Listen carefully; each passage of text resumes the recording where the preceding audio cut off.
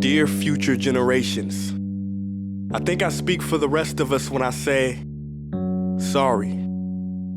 Sorry we left you with our mess of a planet. Sorry that we were too caught up in our own doings to do something. Sorry we listened to people who made excuses to do nothing. I hope you forgive us. We just didn't realize how special the earth was. Like a marriage gone wrong, we didn't know what we had until it was gone. For example, I'm guessing you probably know it as the Amazon desert, right? Well, believe it or not, it was once called the Amazon rainforest, and there were billions of trees there, all of them gorgeous, and... Oh, you don't know much about trees, do you?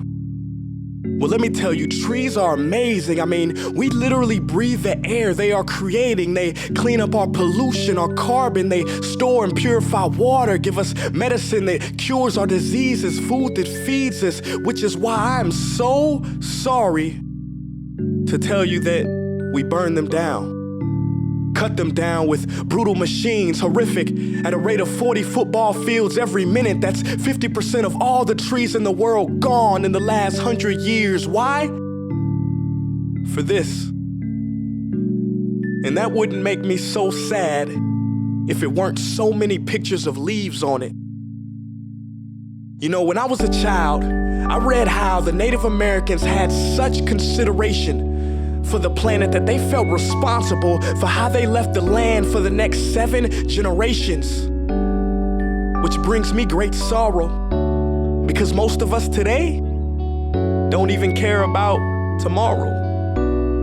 So I'm sorry. I'm sorry that we put profit above people, greed above need, the rule of gold above the golden rule. I'm sorry we use nature as a credit card with no spending limit, overdrafting animals to extinction, stealing your chance to ever see their uniqueness or become friends with them. Sorry we poison the ocean so much that you can't even swim in them.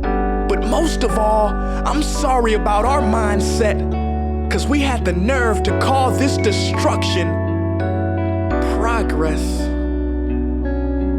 Hey Fox News, if you don't think climate change is a threat, I dare you to interview the thousands of homeless people in Bangladesh. See, while you were in your penthouse nestled, their homes were literally washed away beneath their feet due to rising sea levels.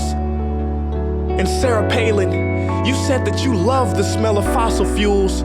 Well, I urge you to talk to the kids of Beijing who are forced to wear pollution masks just to go to school. See, you can ignore this, but the thing about truth is, it can be denied, not avoided.